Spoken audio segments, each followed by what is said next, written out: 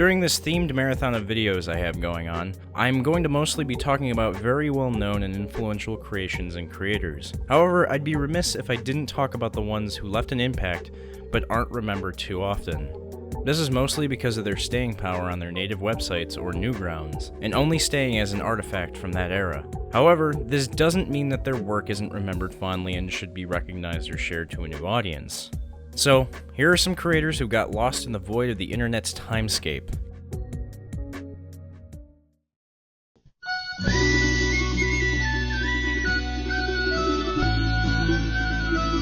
Criminally underrated and unfortunately not talked about much is Adam Phillips, or Chulade, and his Brackenwood series. Brackenwood is some of the most impressive animation to come out of Flash because of the skill of its creator. You see, Adam Phillips was a former animator for Disney in Australia, where he was a tweener, then a character animator, then an effects director. He worked at Disney for nearly a decade, and actually works on Bob's Burgers now. So with all that experience, he went along and basically became a luminary in his Flash field. You really don't hear him get talked about too much, but he is actually a pioneer in Flash web animation. The quality of animation and presentation was unprecedented at the time, and to this day it still holds up extremely well. People like to criticize Flash like it's a limited tool, but I believe it's all dependent on its user. Chulade is a prime example of skill outweighing the tools.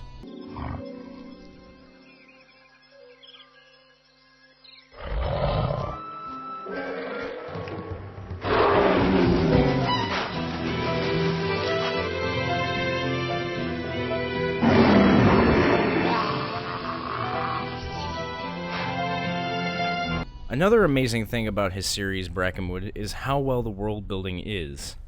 Not only has Chulade developed a separate language for some of the characters, but even made a Brackenwood wildlife show to talk about some of the creatures that inhabit his world. This harmless creature does very little but sit in the long grass and feed.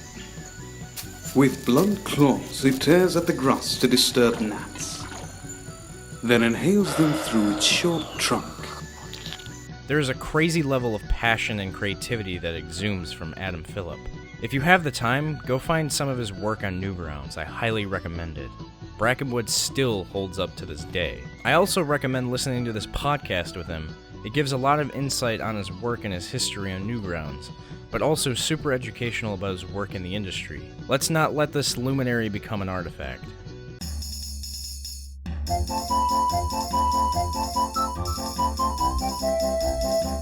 One of the very first animators on Newgrounds was Legendary Frog, and I only remember a handful of Joseph's work, but he perfectly fits on this list because he was an early adopter of Flash animation that got lost in history. While he may be obscure enough by today, some of his works are Newgrounds staples, like Final Fantasy Tribute Coco Boehm Mix. Final Fantasy is an RPG, the only one that I need. It's the RPG for me. Mostly his video game related parodies and animations were very popular on Newgrounds.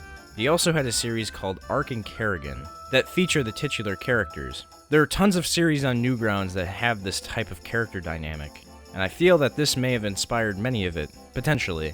I don't know that for certain, but I must say, Flash animation has come a long way from this. Don't get me wrong, this animation style was a product of its time, and it has its charm, but I'm actually glad we don't see much of this stuff anymore.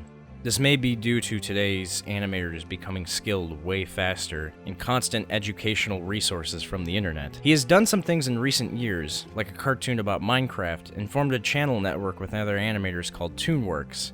So he's still out there creating. Nevertheless, if you wanted to see what the landscape of Newgrounds looked like in a few brief cartoons from that time, Legendary Frog has you covered.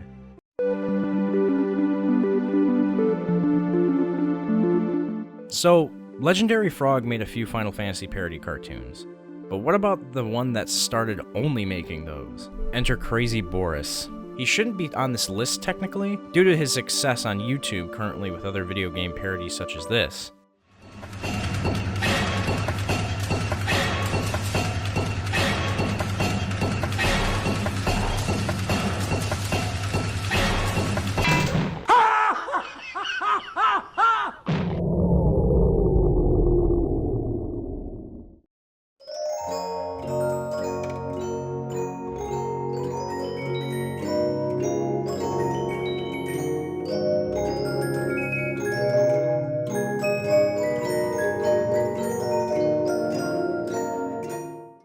This is actually a very popular cartoon, but at one point he was just called Earthmage 2000 on Newgrounds, and not a 500,000 subscriber channel that he has now. I'm glad he's found success in today's viral climate, but I really wish he would upload these works to his YouTube channel. I feel that these need to be remembered nonetheless, because they are kind of personal to me. Cactar and Tonberry was one of my favorite series when I was a kid, perusing through Newgrounds, and I always gravitated towards them because I was a huge fan of Final Fantasy as a kid. Now, they aren't anything amazing by today's standards, and actually, looking back in retrospect, this series is pretty awful.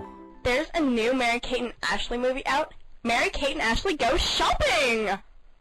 Olsen twins, go!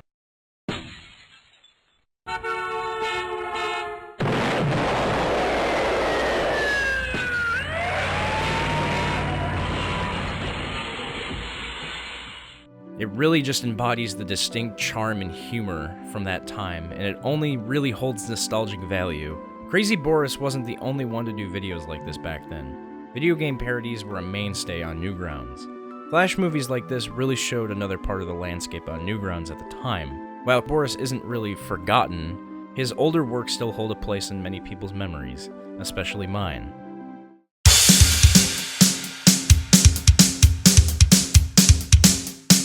This list would be incomplete without talking about something strange from the early days of the Portal, and what other than Bebo cartoons by Fabulous 999. The Bebo series is loud, abhorrent, belligerent, and ultimately delightful. Come out, Bebo! I'm not going to hurt you! Well, alright, I guess I'll just walk over to the fridge.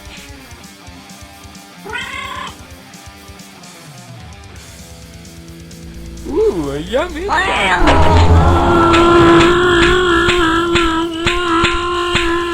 It's also some of the earliest entries in Newgrounds on this list, with the first one coming out in mid-2001. The Bebo series is about a cat with eyebrows and a cigar and his owner Harry, featuring some terrible but appropriate animation. Before this, he had made some games such as What Time Is It?, starring Ronald Reagan, which might be the greatest click-and-point adventure game ever made. Okay, so Fabulous 999 is kind of remembered, but not for the reasons you might think.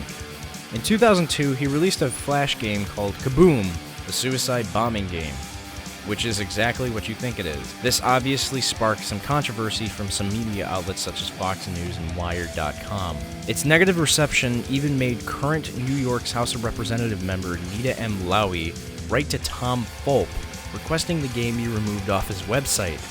Tom Fulp decided not to take down the game, and the game is still up to this very day. The only thing that has been changed in the game is that Fabulous 999 took out the children, which is more tasteful. Not that being tasteful in this case matters, but I'm not getting more into it. I can see strange stuff like this inspiring many weird creators we see today on YouTube.